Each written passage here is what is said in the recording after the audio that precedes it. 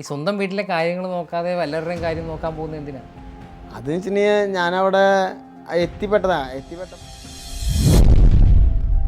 വീട്ടിലെ സാഹചര്യങ്ങളെക്കാൾ വലുതാണോ മറ്റവൻ്റെ കാര്യം, മറ്റുള്ളവരുടെ കാര്യം? അല്ല, അതും ഓക്കെ. പക്ഷെ അപ്പോൾ നമ്മളവിടെ എത്തിപ്പെട്ടപ്പോൾ നമ്മളവിടെ നിന്ന് പോയതാ. മനാഫക്ക് അർജുൻ ചേട്ടൻ്റെ അമ്മനെ വിളിച്ച് പറഞ്ഞു, രേവത് 65 ദിവസം കഴിഞ്ഞിട്ട് നാട്ടിൽ പോവാ, അവന് ഞാനൊരു സെൻഡ് ഓഫ് കൊടുത്തിട്ടാണ് പറഞ്ഞയച്ചിരുന്നത്. കാലത്ത് 7 മണി മുതൽ വൈകുന്നേരം 7 മണി വരെ രക്ഷാപ്രവർത്തനം. കേരളത്തിലെ തൊഴിലുറപ്പ് പണി പോലെ. കേരളത്തിലെ പ്രധാനപ്പെട്ട എല്ലാ മാധ്യമങ്ങളും ഉണ്ട്, കേരളത്തിലെ മുൻനിര മാധ്യമ പ്രവർത്തകരെല്ലാവരും ഇവിടെ ക്യാമ്പ് ചെയ്ത് പ്രവർത്തിക്കുന്നുണ്ട്. അപ്പോൾ ഒരു യൂട്യൂബ് ചാനലിൻ്റെ കാര്യം എന്താണ്? അവിടെ നമുക്ക് പോയി ഞാൻ 65 ദിവസം നിന്ന ആളാണ്. ഇന്നും അവിടെ മണ്ണിടിച്ചിട്ടുണ്ട്. ഈ ശിരൂരിലെ രക്ഷാപ്രവർത്തന കാലത്ത് ഈ അർജുൻ്റെ അളിയനായ ജിതിനും ഉണ്ടായിരുന്നു, മനാഫിനൊപ്പം ഉണ്ടായിരുന്നു എന്നാണ് പറയുന്നത്. അപ്പോൾ ആ സമയത്ത് ഇരുവരും തമ്മിൽ എങ്ങനെയായിരുന്നു?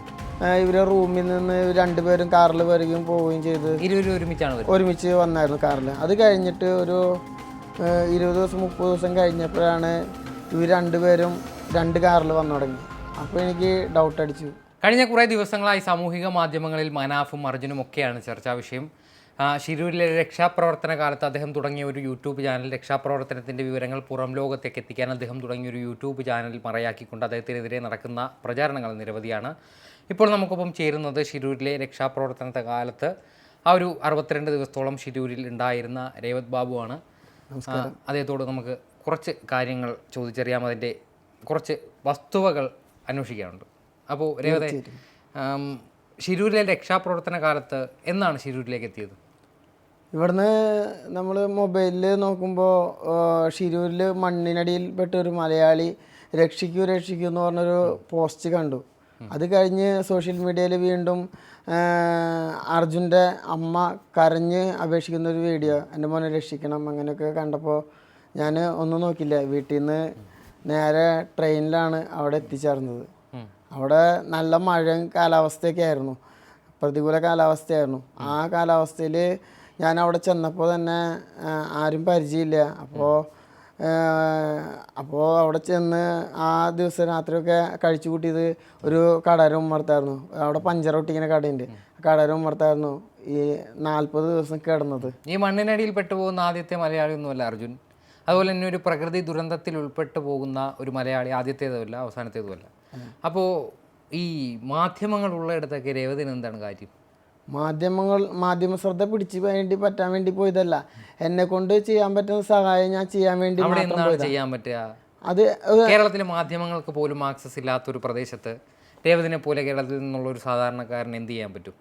എന്നെ കൊണ്ട് ചെയ്യാൻ വെച്ചിട്ടുണ്ടെങ്കിൽ ഒരു കാര്യം, നമുക്ക് ജീവനോടെ അർജുൻ ചേട്ടനെ രക്ഷപ്പെടുത്താൻ സാധിച്ചിരുന്നെങ്കിൽ അർജുൻ ചേട്ടനെ ഞാൻ ആശുപത്രിയിൽ കൂട്ടിയിരിക്കാൻ വരെ പോയി തന്നെയാണ്. അതെന്നെ തടുത്താലും ശരി, അത് എന്നെ കൊണ്ട് ചെയ്യാൻ പറ്റുന്ന കാര്യങ്ങൾ. പിന്നെ അവിടെ രക്ഷാപ്രവർത്തനത്തിന് ഏർപ്പെട്ടിരുന്ന ഉദ്യോഗസ്ഥർക്ക് വേണ്ട സഹായങ്ങൾ ഞാൻ ചെയ്തു കൊടുത്തു. കാരണം വെച്ചിട്ടുണ്ടെങ്കിൽ അവർക്ക് വെള്ളം കൊണ്ടു കൊടുക്കുക, അവർക്ക് ഫുഡ് എത്തിച്ചു കൊടുക്കുക, അതിനുള്ള കാര്യങ്ങളൊക്കെ ഞാൻ അവിടെ ചെയ്തിട്ടുണ്ട്. ഇതിന് പോലീസിൻ്റെ പെർമിഷനൊക്കെ കിട്ടിയിരുന്നു? അതാണ് മെയിനായിട്ടുള്ള ചോദ്യം എന്ന് പറയുന്നത്. കാരണം വെച്ചിട്ടുണ്ടെങ്കിൽ ഈ പെർമിഷൻ ചോദിച്ചുകൊണ്ടാണ് കർണാടക സർക്കാർ ഈ ഡ്രഡ്ജിങ് മിഷൻ്റെ ഡ്രൈവ് നീട്ടിപ്പോയത്. കർണാടക സർക്കാർ പെർമിഷൻ വേണമെന്ന് രക്ഷാപ്രവർത്തനത്തിന്. ഏറ്റവും കൂടുതൽ ഇപ്പോൾ ഇന്ത്യയിൽ രക്ഷാപ്രവർത്തനത്തിന് പെർമിഷൻ ചോദിക്കുന്ന ആദ്യത്തെ സംസ്ഥാനം കർണാടകയാണ്. അപ്പോൾ ചേട്ടൻ ചോദിച്ച പോലെ പെർമിഷൻ്റെ ആവശ്യമില്ല രക്ഷാപ്രവർത്തനത്തിന്, നമ്മൾ ഇറങ്ങിച്ചെല്ല. അങ്ങനെയല്ലോ, ഒരു സാങ്കേതികമായി ഒരു അന്യസംസ്ഥാനമാണ്, കേരളത്തിൽ നിന്ന് വളരെ ദൂരെ അകലെയുള്ള ഒരു സ്ഥലമാണ്. അപ്പോൾ അവിടുത്തെ ഭാഷ അറിയില്ല, മറ്റു കാര്യങ്ങളൊന്നും അറിയില്ല. അപ്പോൾ നിങ്ങളെപ്പോലുള്ള സാധാരണക്കാരങ്ങോട്ടേക്ക് പോകുന്ന അവിടുത്തെ ഒരു രക്ഷാപ്രവർത്തന കാലത്ത് അതിനൊരു ബുദ്ധിമുട്ടുണ്ടാവില്ലേ? ഇന്നവരെ ഉണ്ടായിട്ടില്ല. ഉണ്ടായെന്ന് അവർ പറഞ്ഞതാണ്. മാധ്യമങ്ങൾക്ക് അവിടേക്ക് പെർമിഷൻ അടക്കം നിഷേധിച്ചു. പക്ഷേ ഞാൻ അവിടെ ഹെൽപ്പ് ചെയ്തതിനോണ്ട് അവിടെ കുംഡ പോലീസ് സ്റ്റേഷൻ, അങ്കോള പോലീസ് സ്റ്റേഷനിലെ സാറന്മാർക്ക് നമ്മൾ സഹായം, അത് വെച്ചാൽ അവർക്ക് വേണ്ട ഫുഡ് കാര്യങ്ങളൊക്കെ നാവികസേനയുടെ വണ്ടിയിൽ നിന്ന് എടുത്തു കൊടുക്കൽ കാര്യങ്ങളൊക്കെ. പിന്നെ ഇപ്പോൾ ലക്ഷ്മണൻ ചേട്ടൻ്റെ ഭാര്യയുടെ ബൈക്ക് ഈശ്വർമാൽപ്പ, ഭാര്യയുടെ ബൈക്കല്ല സ്കൂട്ടി പുഴയിൽ നിന്ന് കരക്കി ക്രെയിനിൽ നമ്മളൊക്കെ കെട്ടി വെച്ചിട്ടാണ് കയറ്റിയത്. അവിടെ അതേപോലെയുള്ള സഹായങ്ങൾ നമ്മളെ കൊണ്ട് ചെയ്യാൻ സാധിച്ചു. അവിടെ എപ്പോഴാണ് മനാഫിനെ പരിചയപ്പെടുന്നത്? ഒരു 20 ദിവസം മുൻപ്. ഇവിടുന്ന് പോയി 40 ദിവസം തനിച്ച് ഒരു പഞ്ചർ കടയുടെ ഉമ്മർത്ത് കിടന്നു. അങ്ങനെ അവിടെ കഴിച്ചു കൂട്ടി. അങ്ങനെ ഉള്ള സമയത്താണ് 20 ദിവസം മുൻപാണ് മനാഫ് ഖാനെ പരിചയം. അവിടെ പോയി കിടന്നുകൊണ്ട് ഈ രേവതിന് എന്ത് നേട്ടമാണുള്ളത്? എനിക്ക് അല്ല. കാരണം വെച്ചിട്ടുണ്ടെങ്കിൽ ഈ 20 ദിവസം മുൻപ് അവിടെ നടന്നിരുന്ന ഓരോ മൂമെൻറ്റ്സും അർജുൻ ചാൻ്റെ വീട്ടുകാരെ അറിയിച്ചു ഞാൻ. മനാഫുക്ക അത് മാധ്യമങ്ങളിലൂടെ അറിയാൻ പറ്റുള്ളൂ. അല്ല അവിടെ മാധ്യമങ്ങൾ ഇല്ലാത്ത സമയത്ത് ഡ്രഡ്ജിങ് മിഷൻ വരുമെന്ന് പറഞ്ഞ സമയത്താണ് മാധ്യമങ്ങളിൽ വാർത്ത വന്നതിന് ശേഷമല്ലേ താങ്കൾ ശിരൂരിലേക്ക് പോയത്? അതെ, അത് കഴിഞ്ഞിട്ട് മാധ്യമങ്ങൾ അവിടെ നിന്ന് പോന്നു. ഈ ഡ്രഡ്ജിങ് മിഷൻ വരും എന്ന് പറഞ്ഞിട്ട് അവിടെ പ്രതികൂല കാലാവസ്ഥയായിരുന്നപ്പോൾ അവിടുന്ന് മാധ്യമങ്ങളൊക്കെ പോന്നു. അല്ല, എൻ്റെ അറിവിൽ അവിടെ നിന്ന് മാധ്യമങ്ങൾ പിൻവാങ്ങിയത് വയനാട് ദുരന്തത്തിന് ശേഷമാണെന്നാണ്. അല്ല ആ ഒരു പ്രദേശത്ത് നിന്ന് മാധ്യമങ്ങളെ മാറ്റി, എന്നാൽ 100 മീറ്റർ 200 മീറ്റർ അപ്പുറത്ത് അവർക്ക് ഉണ്ടായിരുന്നു. അത് കഴിഞ്ഞിട്ട് ഡ്രഡ്ജിങ് മെഷീന് ഇത് കിട്ടിയപ്പോൾ അവർ ഈ പ്രതികൂല കാലാവസ്ഥയപ്പോൾ തെരച്ചിൽ നിർത്തി വെച്ചപ്പോൾ നമ്മുടെ മനാഫ്ക്ക് അതുപോലെ തന്നെ അർജുൻ ചാണ്ട അല്ലെങ്കിൽ ജിതിൻ അവരെ കുടുംബമടക്കം നാട്ടിലേക്ക് പോരുന്ന ഒരു അവസ്ഥ ഉണ്ടായിരുന്നു. ആ അവസ്ഥയിൽ വരെ ഞാൻ അവിടെ ഉണ്ടായിരുന്നു. നാട്ടിലേക്ക് പോരുമ്പോഴും ഞാൻ അവിടെ ഉണ്ടായിരുന്നു.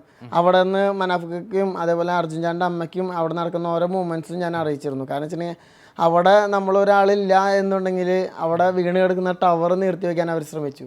ആ ടവർ നിർത്തി വയ്ക്കാൻ ശ്രമിച്ചപ്പോൾ ഞാൻ ഒറ്റയ്ക്ക് പോയിട്ട് JCBയും ക്രെയിനും കൊണ്ടുവന്നു. ആ ക്രെയിനിൻ്റെ മുന്നിൽ കിടന്ന് ഞാൻ പറഞ്ഞു, ആ ക്രെയിൻ ആ മറ്റേ ടവർ അവിടെ കൊണ്ട് വെച്ചാൽ നമുക്ക് അവിടെ നിന്ന് വണ്ടി പുഴയിൽ നിന്ന് വണ്ടി നമുക്ക് റോട്ടിലേക്ക് എത്തിക്കാൻ സാധിക്കില്ല എന്ന് ഞാൻ പറഞ്ഞ് അവിടെ എനിക്കറിയാവുന്ന മലയാളം പറഞ്ഞു. അവിടെ ഒരു മലയാളം അറിയുന്ന പോലീസുകാരുണ്ട്.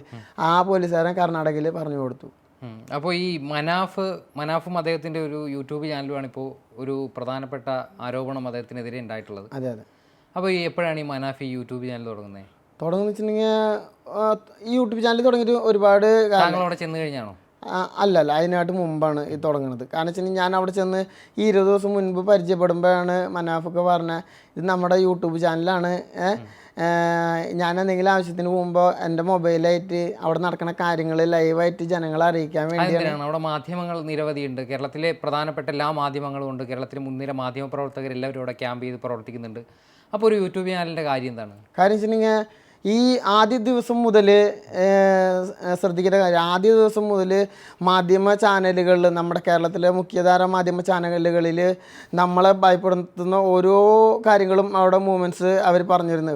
കയറിൻ്റെ കഷ്ണമെത്തി അർജുൻ്റെ ട്രക്ക് അവിടെ ഉണ്ട്, അർജുൻ്റെ ട്രക്കിലേക്ക് ഡ്രൈവർമാർ ഇറങ്ങുന്നു, പുഴയുടെ ഒഴുക്ക് കൂടുന്നു, അങ്ങനെയാണ് ഇങ്ങനെയാണെന്ന് പറഞ്ഞ് കുറേ നെഗറ്റീവും പോസിറ്റീവുമായിട്ടുള്ള ഓരോ വാർത്തകൾ മാധ്യമ ചാനലുകൾ പുറത്തു കിട്ടും. പക്ഷേ നമ്മുടെ മനാഫ്ക്കായുടെ യൂട്യൂബ് ചാനലിൽ ലൈവായിട്ട് ആളുകൾ കണ്ടുകൊണ്ടിരിക്കുന്ന കാര്യമാണ്. പക്ഷേ ഇത് മറ്റുള്ള മാധ്യമങ്ങളെ ആക്ഷേപിച്ചിട്ട് അവിടെ നടക്കുന്ന സത്യസന്ധമായ കാര്യങ്ങളാണ്. പല വീഡിയോയും രേവതാണ് ചിത്രീകരിച്ചെന്ന് അവകാശപ്പെടുന്നുണ്ട്. അപ്പോൾ ഇതൊരു സാമ്പത്തിക ലാഭം നോട്ടമിട്ട് തുടങ്ങിയ ഒരു യൂട്യൂബ് ചാനലാണോ? അല്ല, സാമ്പത്തിക പറയാൻ പറ്റും. സാമ്പത്തിക നേട്ടം ലക്ഷ്യമിട്ടിട്ടല്ല ഇത് തുടങ്ങിയത്. അവിടുത്തെ ഓരോ മൂവ്മെൻറ്റ്സുകളും അറിയിക്കുക ജനങ്ങളെ. അപ്പോൾ ലൈവിലെല്ലാവരും അറിയുമല്ലോ.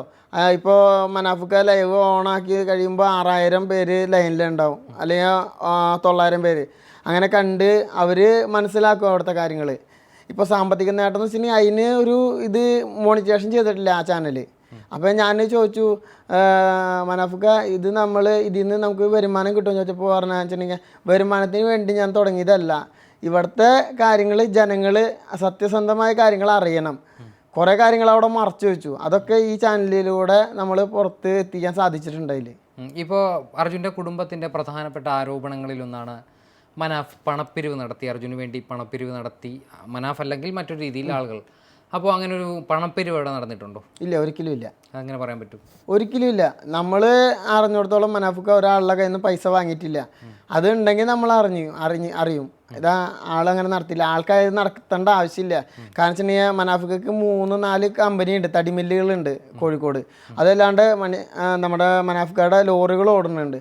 അത്രയും വരുമാനം വരുമ്പോൾ ഈ യൂട്യൂബ് ചാനലിൽ നിന്നും പണപ്പിരിവ് നടത്തേണ്ട ആവശ്യമില്ല. അദ്ദേഹത്തിൻ്റെ സ്വത്ത് വകകൾ വിറ്റിട്ടാണ് ഈ രക്ഷാപ്രവർത്തനത്തിന് അദ്ദേഹം മുന്നിട്ടിറങ്ങിയത്. ഈ 7 ലോറിയും മലേഷ്യയിലടക്കം ഹോട്ടലുണ്ടെന്നും ഇപ്പോൾ രേവത് പറയുന്ന ഒരാൾക്ക് എന്തിനാണ് ഈ സാധനങ്ങളൊക്കെ വിറ്റിട്ട് രക്ഷാപ്രവർത്തനം നടത്തേണ്ടത്? കാരണം വെച്ചിട്ടുണ്ടെങ്കിൽ ഈ രക്ഷാപ്രവർത്തനം നടത്തുന്ന തന്റെ ഒന്നും വിറ്റു എന്ന് അദ്ദേഹം ഇതുവരെ പറഞ്ഞിട്ടില്ല. ഉണ്ട്, ക്രൈം വിറ്റു. എവിടെ പറഞ്ഞു? ക്രൈം വിറ്റു. ആര് പറഞ്ഞു? ക്രൈം വിറ്റു. ഇന്നലെ മനാഫ് പറഞ്ഞ എന്താണ്? എനിക്ക് അത്യാവശ്യം ചുറ്റുപാടുള്ള ഒരു കുടുംബത്തിൽ നിന്നാണ് ഞാൻ വരുന്നത്, എന്നെ അവർക്കറിയില്ല, എനിക്കൊരു യൂട്യൂബ് ചാനൽ തുടങ്ങി അതിൽ നിന്ന് ഉപജീവനം നടത്തേണ്ട ഒരാളല്ല ഞാൻ എന്ന് അദ്ദേഹം പറഞ്ഞിട്ടുണ്ട്. പക്ഷേ ഈ രക്ഷാപ്രവർത്തനത്തിന് ഇറങ്ങുമ്പോൾ അദ്ദേഹം ക്രൈം വിറ്റിട്ടുണ്ട്. ക്രൈം വിറ്റിട്ടാണ് ഈ രക്ഷാപ്രവർത്തനത്തിന് ഇറങ്ങിയത് ആള്. അപ്പോൾ ഈ അർജുൻ്റെ കുടുംബം ആരോപിക്കുന്നത് പോലെ പണപ്പിരിവിന് വേണ്ടി പണപ്പിരിവ് നടത്തിയിട്ടില്ല എന്ന് പറഞ്ഞു. ഇല്ല ഇല്ല. പിന്നെ മറ്റൊരു പ്രധാനപ്പെട്ട ആരോപണമാണ് അവിടെ ഒരു സെൻഡ് ഓഫ് പാർട്ടി നടത്തി, അർജുനെ കണ്ടെത്തിയതിന് ശേഷം അവിടെ സെൻഡ് ഓഫ് പാർട്ടി നടത്തി ആളുകളെ പിരിച്ചുവിട്ടുന്നു. അതിലെന്താണ് വാസ്തവം? അത് ഞാനവിടെ 65 ദിവസം ഷിരൂര് ഉണ്ടായിരുന്നു. ഷിരൂർ ഉണ്ടായിരുന്നപ്പോൾ ലാസ്റ്റ് നമ്മുടെ ട്രക്ക് കണ്ടെത്തി ട്രക്കിൻ്റെ ഉള്ളിൽ നിന്ന് അർജുൻ ചേട്ടൻ്റെ ഭൗതിക ശരീരം പുറത്തെടുത്ത് ആശുപത്രിയിലേക്ക് മാറ്റിയതിന് ശേഷം ട്രക്ക് കരക്ക് കയറ്റിയിട്ട് എന്നെ കേരളത്തേക്ക് പറഞ്ഞു വിടുമ്പോൾ മനാഫ്കോ പറഞ്ഞു, ഇത്ര ദിവസം നീ ഇവിടെ നിന്നതല്ലേ, ഒരു നല്ല ഫുഡ് വാങ്ങിത്തരാമെന്ന് പറഞ്ഞു എന്നോട്. അപ്പോൾ എന്നെ കൊണ്ടുപോയിട്ട് ഫുഡ് വാങ്ങി തന്നു. കഴിച്ച് നേരെ മനാഫ്ക്ക് അർജുൻ ചേട്ടൻ്റെ അമ്മേനെ വിളിച്ച് പറഞ്ഞു, രേവത് 65 ദിവസം കഴിഞ്ഞിട്ട് നാട്ടിൽ പോവാ, അവന് ഞാനൊരു സെൻഡ് ഓഫ് കൊടുത്തിട്ടാണ് പറഞ്ഞയച്ചതെന്ന്. മനാഫ്ക്ക് ഉദ്ദേശിച്ചു യാത്രയാക്കാണ് ഉദ്ദേശിച്ചത്, അതിൻ്റെ മലയാളം യാത്രയാക്കുക. പക്ഷെ അതൊരു സെൻഡ് ഓഫ് പുറത്ത് വിടുന്നു വെച്ചപ്പോൾ അവരുടെ അളിയൻ ജിതിൻ പറഞ്ഞത് സെൻഡ് ഓഫ് എന്ന് പറയുന്നത് അവർ വിചാരിച്ചു എല്ലാവരും കൂടി പാർട്ടി നടത്തിയെന്നാണ് അവർ വിചാരിച്ചത്. പക്ഷെ അത് അദ്ദേഹത്തിൻ്റെ വായിൽ നിന്ന് വീണുപോയതാണ് സെൻഡ് ഓഫ് എന്ന് പറയുന്ന വാക്ക്. താങ്കൾക്ക് അവിടെ നിന്ന് സാമ്പത്തിക സഹായം എന്തെങ്കിലും ലഭിച്ചിട്ടുണ്ടോ? ഇല്ല, ഒരിക്കലും ഇല്ല. ഇല്ല, ഒരാളുടെ കയ്യിൽ നിന്ന് വാങ്ങിയിട്ടില്ല. ഈ ചാലക്കുടിയിൽ ഒരു ഓട്ടോ തൊഴിലാളിയായി മാത്രം ഉപജീവനം നടത്തുന്ന താങ്കൾക്ക് 52 ദിവസം അല്ലെങ്കിൽ 62 ദിവസം ഷിരൂരിൽ പോകാൻ ഒരു സാമ്പത്തികം എവിടെ നിന്നാണ് കിട്ടിയത്? സാമ്പത്തികം എന്ന് വെച്ചിട്ടുണ്ടെങ്കിൽ ഇവിടുന്ന് 300 രൂപ കൊണ്ടാണ് പോകുന്നത് ഷിരൂർക്ക്. ആ 300 രൂപയിൽ 190 രൂപ കാർവാറിലേക്ക് ടിക്കറ്റ്, ബാക്കി പൈസ നമ്മുടെ കയ്യിലുണ്ടായിരുന്നു. അവിടെ ചെന്നിട്ട് അവിടെയുള്ള ആൾക്കാർ പരിചയപ്പെട്ടിട്ട് അവർ തന്ന ഫുഡാണ് കഴിച്ചിട്ട് കഴിഞ്ഞിരുന്നത്. അവിടെ നമുക്ക് പ്രത്യേകിച്ച് ചിലവൊന്നും വന്നില്ല. മനാഫ് അവിടെ ഒന്നും ചെയ്തു തന്നില്ല? മനാഫൊക്കെ എനിക്ക് ഫുഡൊക്കെ വാങ്ങി തരാറുണ്ട് ഉച്ച സമയത്ത്. പിന്നെ എപ്പോഴും അദ്ദേഹത്തെ കൊണ്ട് പറ്റിയെന്ന് വരില്ല.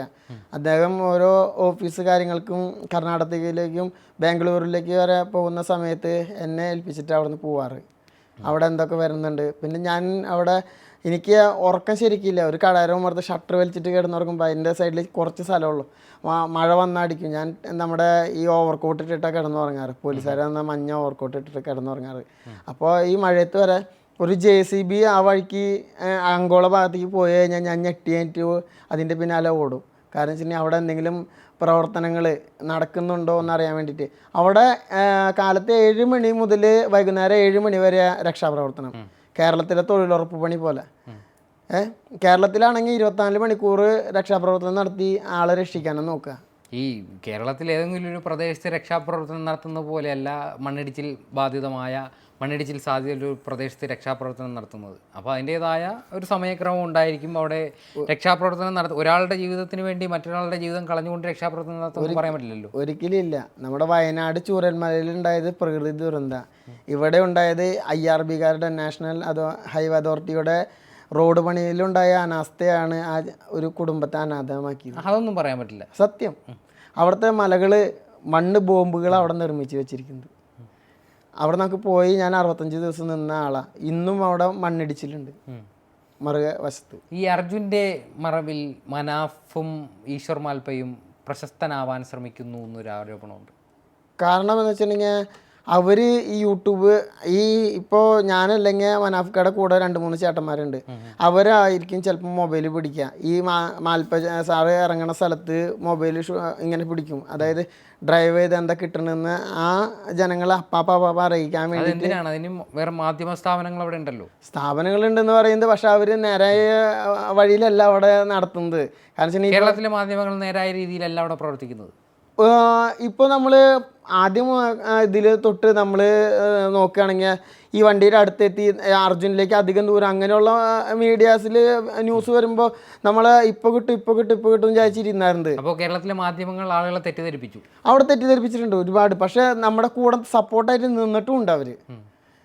അപ്പോൾ പിന്നെ തെറ്റിദ്ധരിപ്പിച്ചു എന്ന് പറയാൻ പറ്റും. തെറ്റിദ്ധരിപ്പിച്ചു എന്ന് വെച്ചാൽ അവർ നമ്മളെ ആശങ്കപ്പെടുത്തുന്ന വാർത്തകൾ കിട്ടായിരുന്നു. ഇത് നമ്മൾ മനാഫ്ക്കയുടെ യൂട്യൂബ് ചാനലിലൂടെ എന്ന് വെച്ചിട്ടുണ്ടെങ്കിൽ അവിടെ നടക്കുന്ന സംഭവമാണ് ആൾക്കാരെ അറിയിക്കുന്നത്. അതിന് വേണ്ടി തുടങ്ങിയത്, അല്ലാണ്ട് പണത്തിനോ അല്ലാതെ മറ്റൊരു രീതിക്ക് വേണ്ടിയിട്ടല്ല. ഇപ്പോൾ ഈ അർജുൻ്റെ കുടുംബം പുറത്തുവിടുന്ന ആരോപണങ്ങളിൽ അല്പമെങ്കിലും വസ്തുത ഉണ്ടെന്ന് തോന്നിയിട്ടുണ്ടോ? ഇത് വാസ്തവമായ കാര്യങ്ങളാണ് അവർ പുറത്തുവിടുന്നത്. കാരണം വെച്ചിട്ടുണ്ടെങ്കിൽ എന്തിനാണ് അവരങ്ങനെ പറയുന്നത്? പറഞ്ഞതല്ല, ഞാൻ ആ സമയത്ത് അവിടെ ഉണ്ടായിരുന്നു, അർജുൻ ചേട്ടൻ്റെ വീട്ടിലുണ്ടായിരുന്നു. അപ്പോൾ ഇവർ ഉച്ചയ്ക്ക് ശേഷം മാധ്യമങ്ങളെ വിളിച്ചു വരുത്തിയത് എന്ന് പറയുന്നത് ഈ അർജുൻ ചേട്ടൻ്റെ ചിത എരിയുന്നതിന് എരിഞ്ഞ ശേഷമാണ്. അപ്പോൾ അത് കഴിഞ്ഞിട്ട് ഇവർ പറഞ്ഞു വെച്ചിട്ടുണ്ടെങ്കിൽ ഞങ്ങളെ സഹായിച്ച മാധ്യമങ്ങളെ വിളിച്ചു വരുത്തുന്നത് ചിത എരിഞ്ഞതിന് ശേഷമല്ല, 4 ദിവസം കഴിഞ്ഞിട്ടാണ്. 4 ദിവസം അത് ആ കുടുംബത്തിൽ നിന്ന് പോയതിന് ശേഷം. അപ്പോൾ പറഞ്ഞു ഞങ്ങളെ സഹായിച്ച ഓഫീസേഴ്സിനെ, അതേപോലെ മാധ്യമക്കാരെ, ഞങ്ങളെ സഹായിച്ച ആൾക്കാരോട് നന്ദി പറയാനാണ്, ഇനിയൊരു ഞങ്ങൾ പ്രസ് മീറ്റിംഗ് ഇല്ല എന്ന് പറഞ്ഞിട്ടാണ് മാധ്യമങ്ങൾ അവിടെ വിളിച്ചു വരുന്നത് അദ്ദേഹത്തിൻ്റെ വീട്ടിലേക്ക്, അർജുൻ വീട്ടിലേക്ക്. അങ്ങനെ ഇവരെല്ലാവരോടും നന്ദി പറഞ്ഞതിന് ശേഷം ആ മനാഫുക്കയെ അവിടെ ദാരുണമായി അവിടെ ഒരു വ്യക്തിഗത ചെയ്തു. അതുകൊണ്ട് അവർക്ക് എന്ത് നേട്ടമാണുള്ളത്?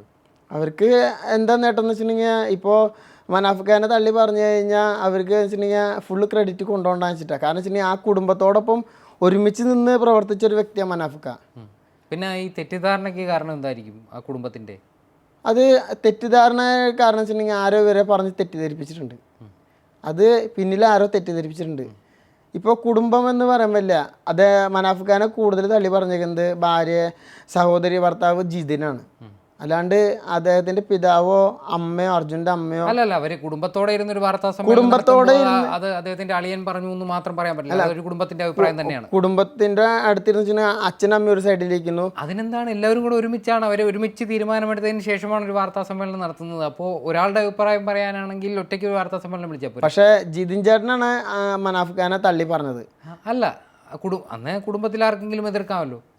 കുടുംബത്തിൽ ഇവർ പറഞ്ഞ് ധരിപ്പിച്ച് പിടിച്ചേക്കണതല്ലേ ഇത്. കാരണം വെച്ചാൽ ആരോ തെറ്റിദ്ധരിപ്പിച്ചിട്ടുണ്ട് ഈ കുടുംബത്തെ പറഞ്ഞ്. അത് കുടുംബത്തിന്റെ അഭിപ്രായമാണ്, ഇതിന്റെ മാത്രം അഭിപ്രായമല്ല, കുടുംബത്തിന്റെ ഒന്നാകെ അഭിപ്രായം. അതെ.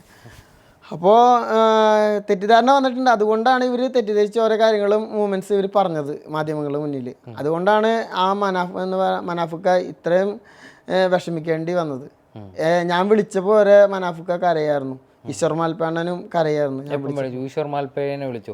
ഞാൻ വിളിച്ചു. എന്ത് പറഞ്ഞു? ഞാൻ വിളിച്ചു. എന്നെ വ്യക്തിപരമായിട്ട് അറിയാം, അവിടെ നിന്ന് ഇത്ര നാൾ നിന്നപ്പോൾ ഇക്ക അറിയാം.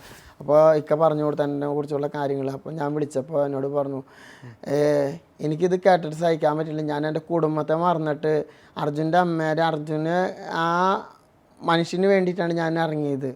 അതും ഈശ്വർ മാൽപ്പണ്ണൻ ഗംഗാവലി പുഴയിൽ ആരും നാവികസേന ഇറങ്ങാത്ത സമയത്ത് വരെ അവിടെ 12 നോട്ട്സ് ഒഴുക്കുള്ളപ്പോൾ വരെ ആ പുഴയിൽ ഇറങ്ങി രക്ഷാദൗത്യം നടത്തി എന്നുള്ളൊരു കാര്യം നമുക്ക് എടുത്തു പറയേണ്ടതുണ്ട്. ഒരു മനുഷ്യൻ പുഴയിൽ കാല് വെച്ചാൽ കുത്തിയൊലിക്കുന്ന പുഴ, അതും കലക്കൽ വെള്ളത്തിൽ വരെ ഈ മനുഷ്യനെ ഇറങ്ങിയിട്ട് അർജുൻ ചേട്ടൻ്റെ വണ്ടിയുണ്ടോ, അർജുനുണ്ടോ, ട്രക്കുണ്ടോ? ഈ ഈശ്വർ മാൽപ്പ ഇറങ്ങിയതിന് ശേഷമാണ് ആ ലക്ഷ്മണൻ ചേട്ടൻ്റെ ഭാര്യയുടെ സ്കൂട്ടി കണ്ടെത്താൻ പറ്റി. ആ ഈശ്വർ മാൽപ്പണ്ണ ആ മറ്റേ ഒരു മിനി ബസ്സിൻ്റെ സ്റ്റിയറിങ് കണ്ടെടുത്തു. അതുപോലെ തന്നെ അവിടുത്തെ മരക്കഷ്ണങ്ങൾ, നമ്മുടെ അക്വേഷ്യ മരത്തിൻ്റെ കഷ്ണങ്ങൾ അതിൻ്റെ അടിയിൽ ഒരുപാട് ഉണ്ടെന്ന് കണ്ടെത്തി. ആ കയറ് കേന്ദ്രീകരിച്ച് പോയിട്ട് ഈ ട്രക്കുമ്മ കെട്ടിയ കയറാണ് നാവികസേന കട്ട് ചെയ്തിട്ട് അവരുടെ ഡ്രൈവർ അവിടെ ഇറങ്ങിയിട്ട് ആ വണ്ടിയുമ ഹുക്ക് ചെയ്ത് പൊന്തിച്ചത്. ഇതിനിടയ്ക്ക് ഈ ഓണക്കാലത്താണെന്ന് തോന്നുന്നു ഈശ്വർ മാൽപ്പെ അർജുൻ്റെ വീട് സന്ദർശിച്ചിരുന്നു. അതെ അതെ. അപ്പോൾ ആ സമയത്തൊന്നും ആ ഒരു കുടുംബത്തിന് അദ്ദേഹത്തിനോട് ഒരു വിരോധം ഉണ്ടായിരുന്നില്ല? ഈ അർജുൻ്റെ ഭൗതിക ശരീരം കൊണ്ടുവരുമ്പോൾ ആ കർണാടകത്തിൽ നിന്ന് അർജുനോടൊപ്പം ഈശ്വർ മാൽപ്പ ഉണ്ടായിരുന്നു. അപ്പോഴും ഈ തെറ്റിദ്ധാരണ ഉണ്ടായില്ല. അത് കഴിഞ്ഞിട്ടാണ് ഈ തെറ്റിദ്ധാരണ വന്നത്, ഒറ്റ രാത്രി കൊണ്ട്. ഈ ശിരൂരിലെ രക്ഷാപ്രവർത്തന കാലത്ത് ഈ അർജുൻ്റെ അളിയനായ ജിതിനും ഉണ്ടായിരുന്നു, മനാഫിനൊപ്പം ഉണ്ടായിരുന്നു എന്നാണ് പറയുന്നത്. അപ്പോൾ ആ സമയത്ത് ഇരുവരും തമ്മിൽ എങ്ങനെയായിരുന്നു? നല്ലൊരു ബന്ധമായിരുന്നു. കാരണം വെച്ചിട്ടുണ്ടെങ്കിൽ ഫസ്റ്റ് തൊട്ട് ഇവർ റൂമിൽ നിന്ന് 2 പേരും കാറിൽ വരികയും പോവുകയും ചെയ്ത് ഇരുവരും ഒരുമിച്ച് വന്നായിരുന്നു കാറിൽ. അത് കഴിഞ്ഞിട്ട് ഒരു 20 ദിവസം 30 ദിവസം കഴിഞ്ഞപ്പോഴാണ് ഇവർ 2 പേരും 2 കാറിൽ വന്നു തുടങ്ങി. അപ്പോൾ എനിക്ക് ഡൗട്ട് അടിച്ചു, എന്തോ സംഭവം നടന്നിട്ടുണ്ടെന്ന്. പിന്നെ അവർ വരികയും കാണുകയും ഒക്കെ അകൽച്ച ഉണ്ടായിരുന്നു. അപ്പോൾ എനിക്ക് എന്തൊരു ചെറിയ ഡൗട്ട് അടിച്ചു, എന്തെങ്കിലും നടന്നിട്ടുണ്ടോ എന്താണെന്ന്. അങ്ങനെ ഒരു ഡൗട്ട് അവിടെ വന്നിട്ടുണ്ട്. പിന്നെ ഞാനും ഉത്രാടത്തിന് വീട്ടിൽ പോയി. ഉത്രാടത്തിന് വീട്ടിൽ പോയിട്ട് തിരുവോണത്തിന് ഞാൻ തിരിച്ചു വന്നത്.